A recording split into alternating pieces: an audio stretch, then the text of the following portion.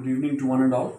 Today's chapter is genetics. We have started the chapter, and yesterday we have seen few important points on genetics. Today also we are going to see some of the left out important points of genetics. Before going to the technical part and the core part of the chapter, to go through the Mendel's law or to go through the crosses and all, we must know all these.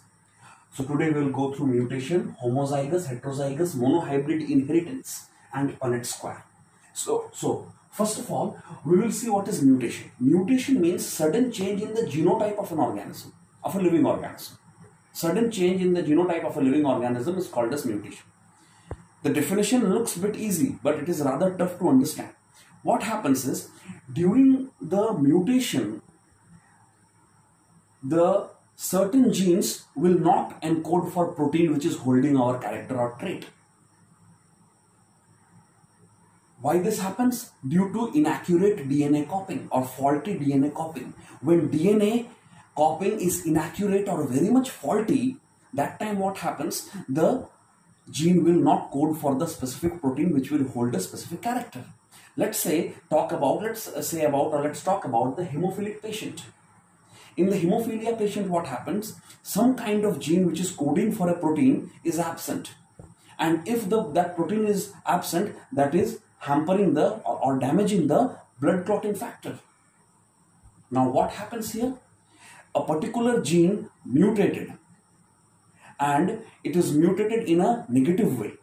Some of the mutations are very much positive to our body, which must happen to our body, but some kinds of mutation is very dangerous, which can cause hemophilia, sickle cell anemia, cancer-like diseases. Now let's say for the hemophilia patient, what happens? A particular gene coding for the protein due to mutation is absent. Now if due to mutation it is absent, automatically platelets will be non-functional and its count will completely going down in our body. So if platelets is non-functional, then you can understand, then whatsoever the bleeding will be there in our body, no one is there to clot the bleeding because platelets are non-functional. Due to mutation only, these things may happen. And by the help of gene therapy, we may or may not recover the patient. We cannot say it is 100% sure the patient may recover. But due to mutation, hemophilia, a dangerous disease, can happen to a person due to mutation only. So that is what mutation can do. Apart from this, we will now go to homozygous. What is homozygous? When a similar pair of gene shows a particular characteristics. Let's say I am tall. Capital T means I am tall. Similar pair of gene. It is not dissimilar pair. Similar pair of gene showing a particular character, showing a specific character. What they are showing? That the particular person is tall. Similar pair of gene showing a particular character, showing a specific character is called as homozygous gene. Heterozygous, dissimilar pair of gene showing or specifying a particular character. Dissimilar pair of gene showing or specifying a particular character. Capital T, small t. One is capital, one is small. So did you feel the difference? Did you understand the difference? In one place, in one instance, in homozygous, under homozygous, both are capital. Homo, same. Homo means same.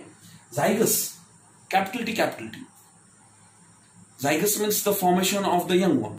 Or zygote also you can say here. Instead of zygous, you can also use the term homozygote also. So capital T means a similar pair of gene showing a particular character or a particular trait. Dissimilar pair of gene showing a particular or specific character or particular or specific trait. I hope it's clear to you. Now, next is monohybrid inheritance. To understand monohybrid inheritance, we must talk about Mendel here. What Mendel did, monohybrid means single. Hybrid means cross. Means cross between two parents with single pair under consideration. Cross between two parents with single pair under consideration means one parent may be tall and another parent may be dwarf. As I have said you earlier, in genetics especially we are using the word dwarf, not short. So monohybrid says, I am not talking about inheritance. They both are single term only. But here first let us understand what is monohybrid. Mono means single, hybrid means cross. Cross between two parents with single character under consideration. What is the character here? Tall, dwarf. Tall or short. Especially dwarf only we must say here. Now what is this inheritance? Inheritance means what our ancestors were having, similar pattern we are also having. Similar pattern of gene. Now if the parents will cross, what progenies they will form? That progeny will have the gene of these parents only. Now when in the next generation what will happen? When the progenies will cross, what progenies they will get after crossing? When the progenies will cross means, I mean to say, when tall parents and dwarf parents will cross together and they will produce the progeny. After that, when the progenies will cross, what genes they will be having? It is the determinal factor. Means the first parents will be the determinal factor. Similarly, how we came? We came from our great-grandparents. Great-grandparents to grandparents. Grandparents to parents. Parents to us. We people. So, we are also having the gene of great-grandparents. Of course, we must have. We should have. We are having. We should or we must not. We are having. This shows that our first parents is the determiner factor over here. Is the determiner factor over here. What genes the great-grandparents once holded, he or she both transferred to their offspring. That is, means our grandparents. Our grandparents has transferred it to our parents. Our parents has transferred it to us. So monohybrid means cross between two characters, cross between two parents with single character under consideration. Not two character, cross between two parents with single character under consideration. Now when we will talk about dihybrid here, what is dihybrid? Dihybrid means cross between two parents with double character under consideration. Two character under consideration. For example, I am writing here round yellow, capital R, capital Y, capital Y. Wrinkled green, small r, small y, small y. So two characters, see, round and yellow for one parent and wrinkled and green for the other parent. So this is what about monohybrid and dihybrid. Inheritance means what is the genes, what are the genes that we are conducting, that has been conducted from our great-grandparents to grandparents, from grandparents to parents, and from parents to us. That is what the inheritance. Similarly, dihybrid inheritance means the same thing. What genes the particular family is conducting, either in the botanical way or in the zoological way. Both are same. There is no such huge difference because it is genes. It will just transmit it. Now, what Mendel did is, Mendel took the green pea, Pisum sativum, as I have spoken earlier. Why he took green pea? Because first reason, green pea can be self-pollinated as well as cross-pollinated. In a single generation, it is producing many seeds. It is easily comparative because some green peas are tall, some green peas are short, some green peas are round, some are wrinkled. So there are a lot of variation to compare for the comparative study. This, what Mendel, in the character of the particular green pea has attracted Mendel like this. The character of the particular green pea has attracted Mendel. How it has attracted? Because he found, Mendel himself has found that some green pea are tall and some are short. And he thought that, okay, let us have a cross, and the green peas can be very nicely raised. It is not taking a lot of hard work to raise like other crops. Green peas are not taking a lot of hard work to raise those crops. And in one particular generation itself, it will produce so many seeds. So it is very much easy to have a comparative study. That's the reason why the green pea has been selected. And it is self-pollinated and cross-pollinating also. We can go for self-pollination also in the green pea. And by cutting the anther, we can go for cross-pollination also in the green pea. So it will be very easily understood.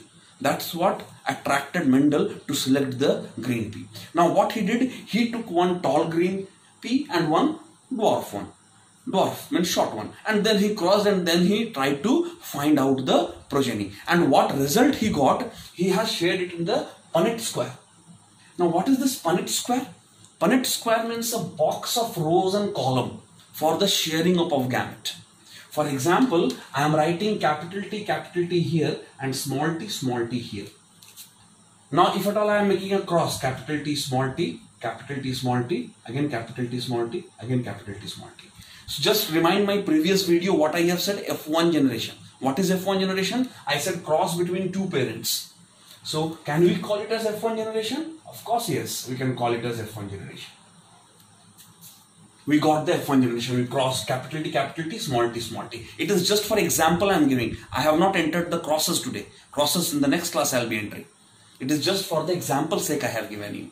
So F1 generation, what happens? I just did the capital T here and the small t here, and then I have made the cross and I have shown to you. For the crosses we'll go to the next class, but I guess and I hope till here it is clear. And please go through the other video also of genetics. Please go through it, because if at all you will go through the basic definition of the genetics, then next class when we will be starting the crosses and all, it will be very much clear to you. I guess mutation, homozygous, heterozygous, monohybrid, dihybrid is clear to you. F1, F2, whatever I have explained in the yesterday's class, it is also clear to you.